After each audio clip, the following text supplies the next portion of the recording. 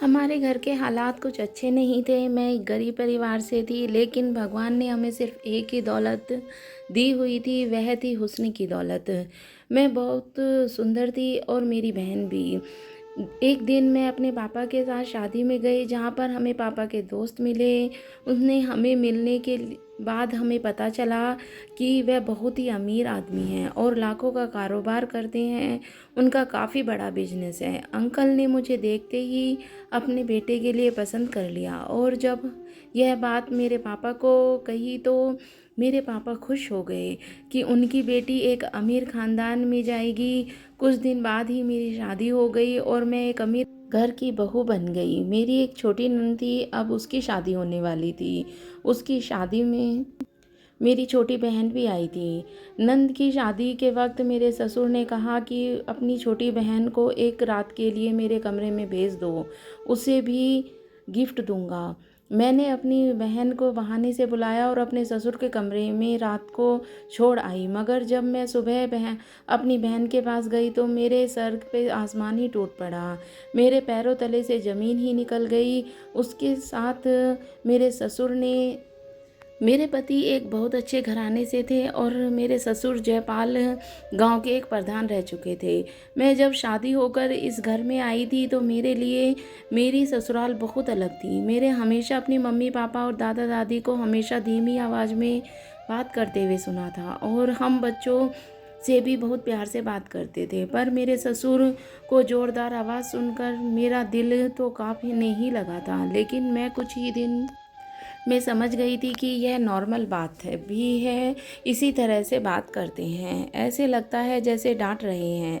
मेरे पति और सासू माँ और मेरी नंद ससुर से बहुत डरते थे। जैसे ही वो हवेली के अंदर आते सभी नौकरों को डांटने लगते थे। आवाज़ आते ही मेरी सासू माँ टीवी बंद कर देती थी और मेरी नंद किताब पढ़ लेकर बैठ जाती थी।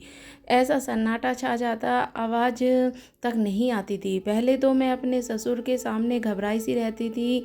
जब उनको चाय का कप पकड़ाती तो मेरे हाथ कांपने लगते थे और मुझे ऐसा देखकर मेरे ससुर मुझे घूरने लग जाते। जब तक मेरे ससुर घर पर रहते सबकी सांस गले में अटकी रहती, क्योंकि मेरे ससुर बहुत ही गुस्से वाले थे। मेरा पति ससुर के इकलौते बेटे थे।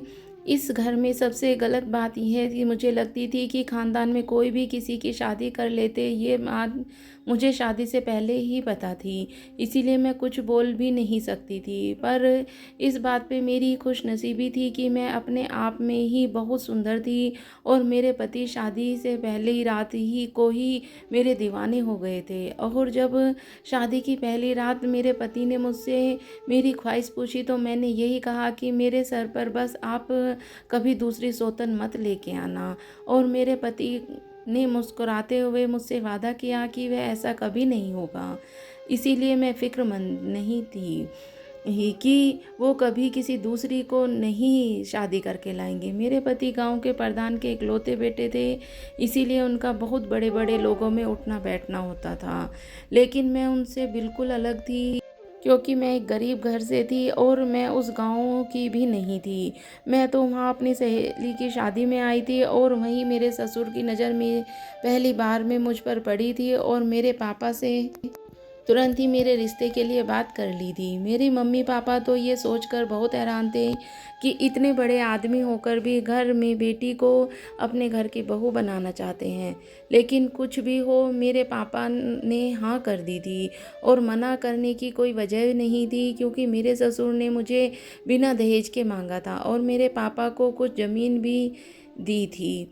मेरे पापा तो बहुत खुश थे। मैं तो ये सब देखकर और सुनकर बहुत हैरान थी कि यह सब कैसे हो सकता है। कोई अमीर आदमी एक गरीब घर का रिश्ता कैसे ले सकता है। मैं एक गरीब किसान की बेटी और इतने बड़े घर की बहू बन जाऊंगी, मैंने तो कभी सपने में भी नहीं सोचा था। इसकी वजह शायद ये थी क्योंकि मैं बहुत ही खूबसूरत थी और एक हसीन लड़की थी।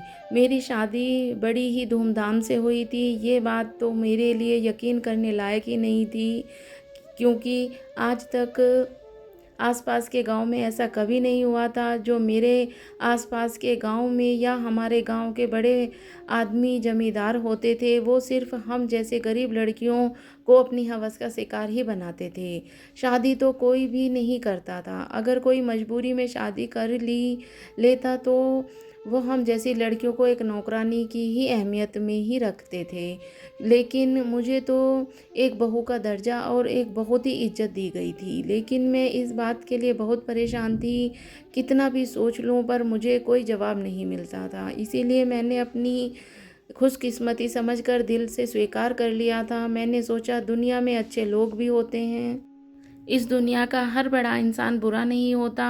मैं ये नहीं जानती थी कि इसके पीछे कौन सी साजिश रची जा रही है मेरे खिलाफ, और मैं किस मकसद के लिए इस महल में लाई गई थी। ये लोग कभी भी घाटे का सौदा नहीं किया करते, इस पर विश्वास मुझे सच्चाई जानकर हुआ था, और ये सच्चाई मेरे लिए बहुत ही खौफनाक थी। इस सच्चाई ने मेरा सुख चैन छीन लिया था। मेरे आंसू सासू माँ तो बहुत खुश रहने वाली थी, लेकिन वो मेरे ससुर से बहुत डरती थी। यहाँ तक कि मेरे पति और मेरे ससुर की को बहुत डांटते थे, क्योंकि मेरे पति अकेले वारिस थे। इसीलिए मेरे ससुर के सामने मेरे पति घर के हर मामले से दूर रहने की कोशिश करते थे। गांव के लोग मेरे ससुर को बहुत इज्जत करते थे, पंचायत में भी उनका फैसला ही बहुत अहमियत रखता था। एक बार मेरे सामने ऐसा कुछ आया कि मैं देखकर दंग रह गई। मेरे ससुर एक दिन पंचायत में गए और वहाँ से वापस आए तो उनके साथ एक 18 साल की लड़की थी। उसे देखकर मैं हैरान रह गई, क्योंकि आज से पहले कभी मैंने लड़की को अपने ससुर के साथ नहीं देखा था। वो लड़की फटे और गंदे कपड़े में थी, उसकी आंखों में रो रो कर लाल हो रखी थी। अब भी वो हल्की हल्की सिसकियां ले रही थी और देखने में एक आम और गरीब लड़की लग रही थी। मैंने सोचा मैं ससुर ने इसे नौकरानी के काम पे रखा है, लेकिन जब मेरे ससुर ने कहा कि मैंने इससे शादी कर ली है तो मेरे साथ साथ मेरी सास के भी होश उड़ गए। मेरी सासू माँ तो यह सुनकर बेहोशी हो गई, ज़मीन पर गिर पड़ी थी। मेरे पैरों से भी वहीं के वहीं रुक गए। मेरे ससुर ने 70 साल की थी और लड़की की उम्र 18 साल थी। बुरा तो सबको लगा था, लेकिन ससुर के आगे कोई भी बोलने की हिम्मत नहीं रखता था। मेरे ससुर उस लड़की को अपने कमरे की तरफ जाने का इशारा किया और वो लड़की मेरे ससुर के कमरे में चली गई। फिर मेरे ससुर ने नौकरों से कहा कि इसे अच्छी तरह से तैयार कर दो, और ये कहकर बाहर चले गए। ये सुनकर मेरी नज़र मेरी सासू माँ की तरफ गई तो उनकी आंखों से टिप टिप आंसू बह रहे थे। औरत किसी भी उम्र में अपने सिर पर एक सौतन बर्दाश्त नहीं कर सकती। मेरी सासू माँ भी रोते हुए अपने कमरे में चली गई। उनके पीछे पीछे मैं चली गई और अपनी सासू माँ को समझाती रही। अजीब बात तो यह थी कि जब वो लड़की सुबह मेरे ससुर जी के साथ कमरे से निकली तो महंगे कपड़े और सोने के से लथपथ थी और बहुत खुश थी। मैं उसे हैरानी से देख रही थी कि ये कैसी लड़की है जो अपने आप की उम्र के बड़े इंसान से शादी की है। वह लड़की रोज़ नए नए कपड़े पहनती और ससुर के साथ घूमने चली जाती। उस लड़की को देखकर बस यही सोचती कि कैसी कम अक्ल लड़की है जो एक बूढ़े आदमी के साथ इतनी खुश है। शायद वह लड़की बहुत लालची थी, इसीलिए कपड़े पैसे और जेवरात देकर पिघल गई। लालची तो मैं भी थी, लेकिन रिश्ता जोड़ने का ही अच्छा लगता है।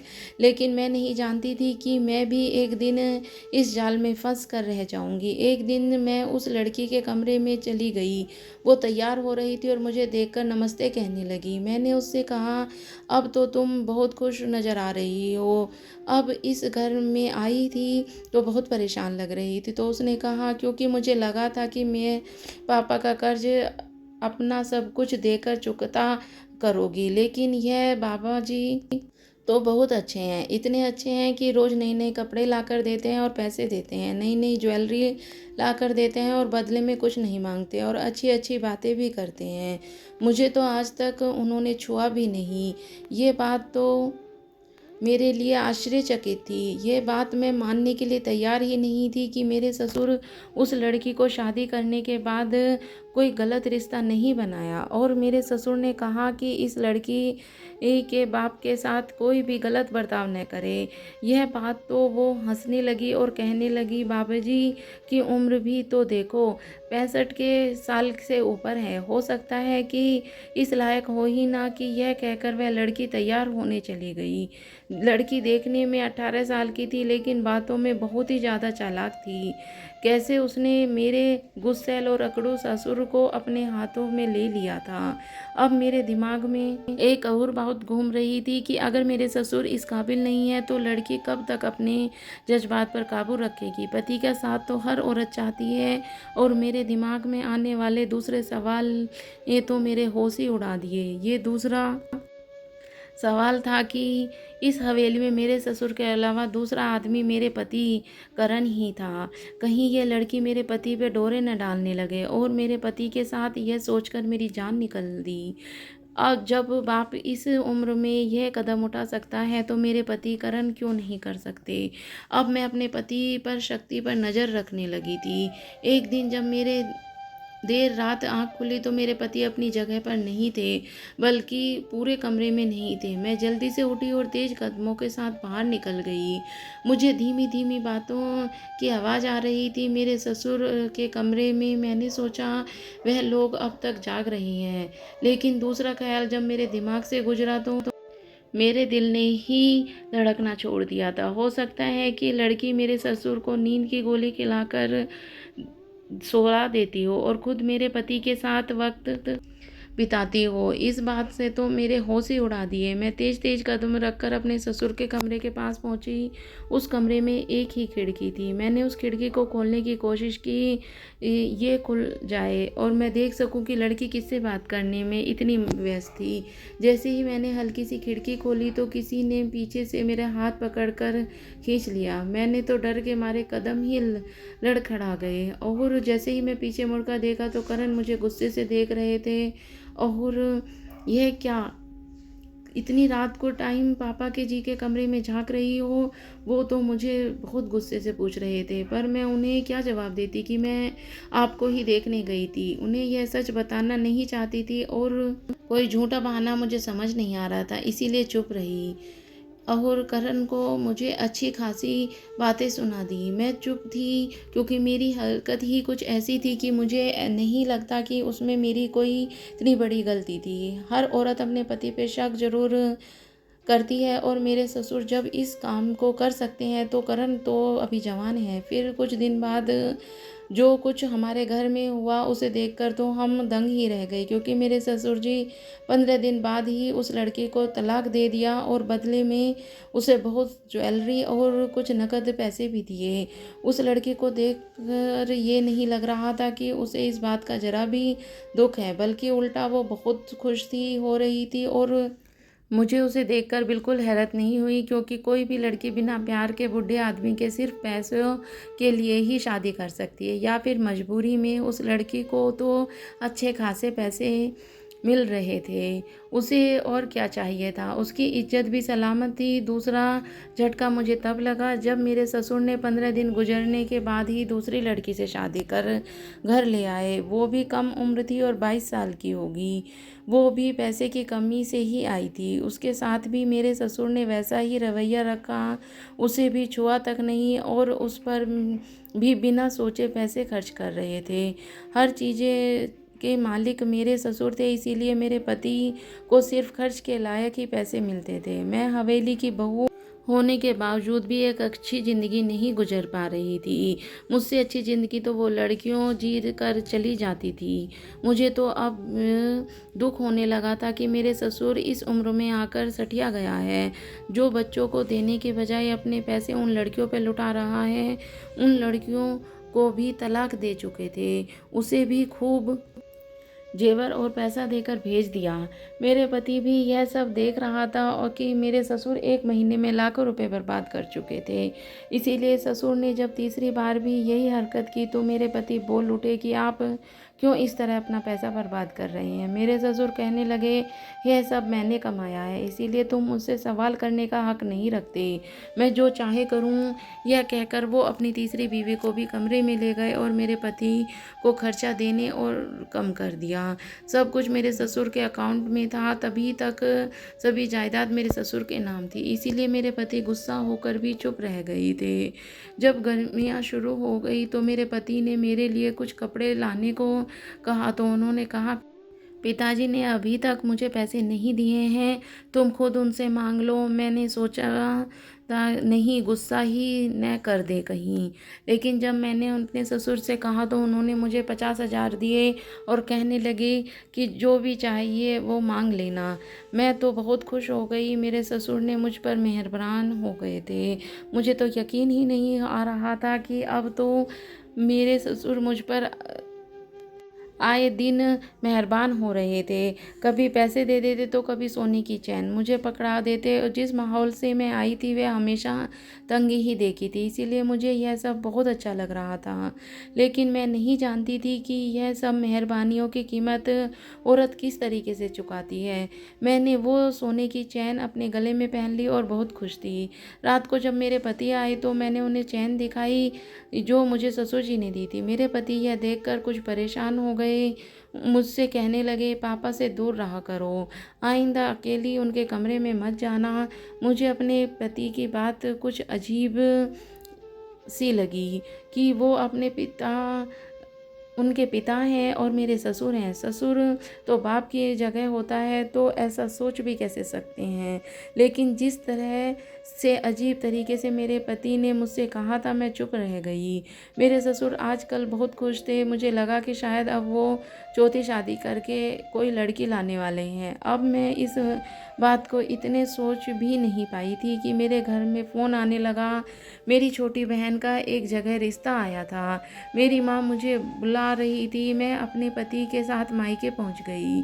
मेरी छोटी बहन 17 साल की थी और वह बहुत खूबसूरत थी। उसका रिश्ता भी बहुत अच्छी जगह से आया था। वो लोग शादी अभी करना चाहते थे और उसके लिए मेरे घर वालों के पास पैसा नहीं था। मेरी मम्मी मुझसे कहने लगी कि मैं कुछ पैसे करण से उधार लेकर उनको दे दूं, लेकिन करण के हाथ में तो पहले ही कुछ न था। मैं सोचा, आजकल मेरे ससुर मुझ पर बहुत मेहरबान है, क्यों ना मैं उनसे पैसे मांग लूं। मैंने अपनी मम्मी को तसल्ली दी कि मैं पैसों का इंतजाम कर लूँगी। मेरी छोटी बहन बहुत खुश थी।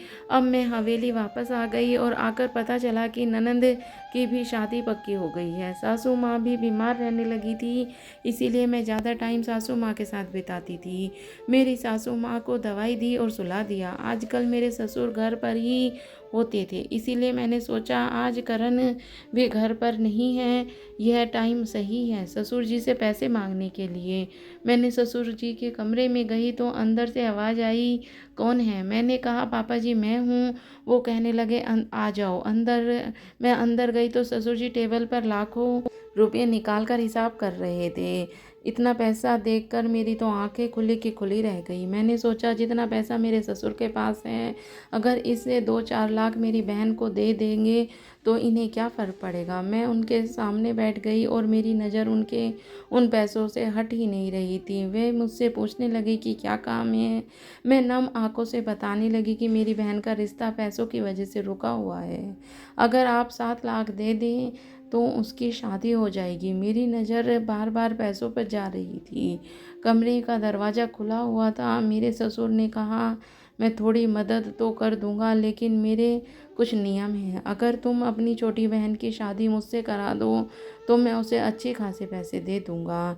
मैंने इस तरह पहले भी बहुत सी लड़कियों की मदद की है जिसमें मेरी शादी की थी। अगर मैं मदद में वैसे करता तो लोग मेरे ज़मीन पर शक करते रहते। इस बूढ़े की इन लड़कियों पर नज़र है, इसीलिए पैसे दे जा रहा हूँ।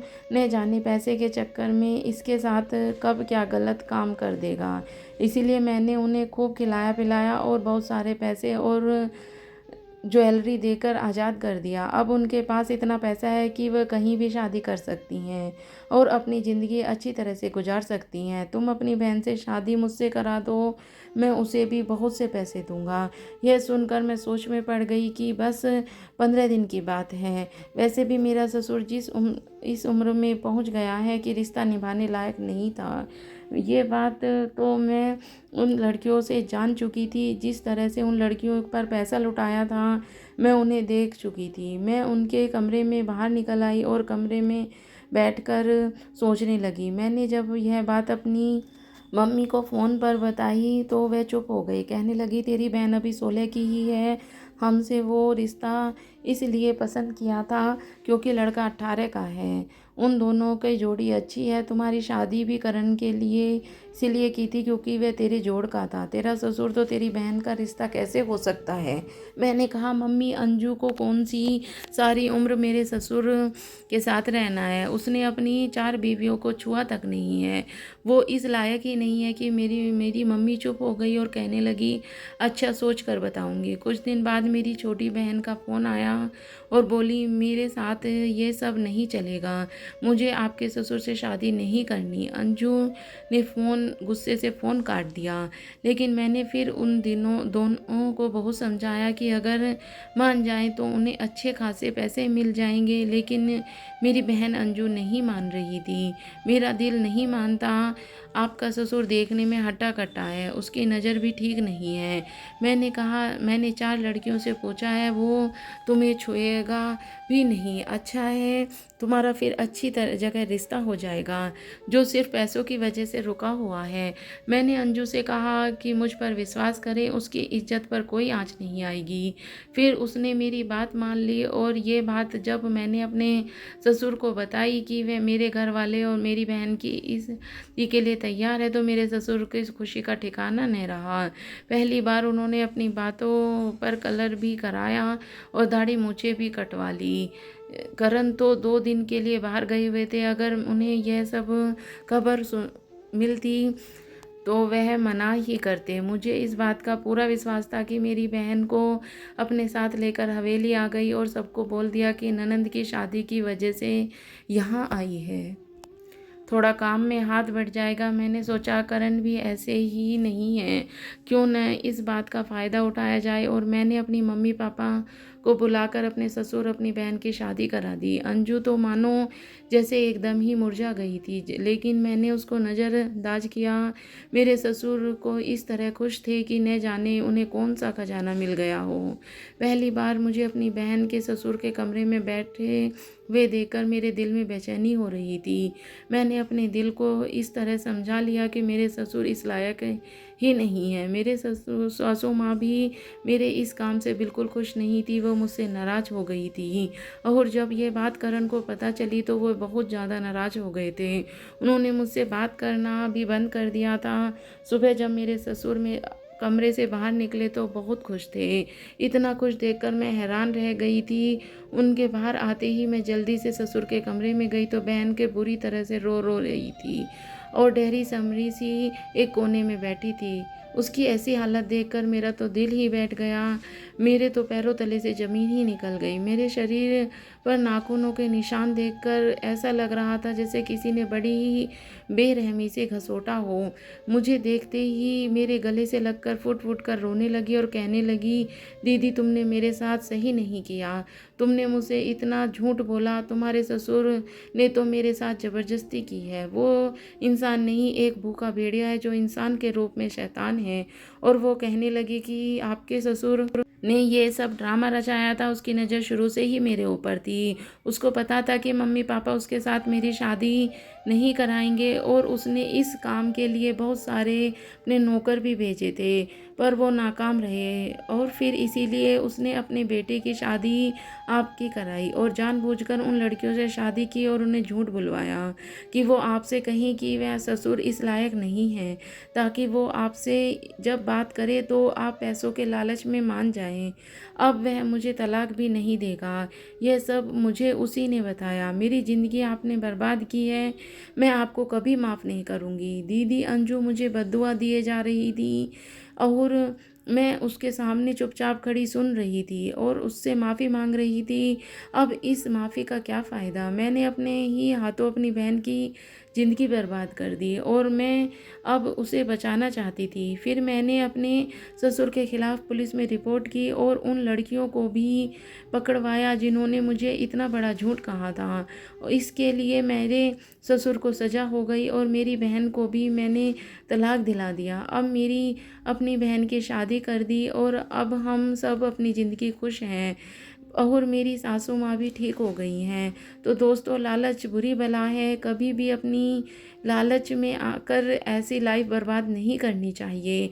जो हमारे पास है उसी में खुश रहना चाहिए, नहीं तो लालच इंसान को सब कुछ तबाह कर देता है।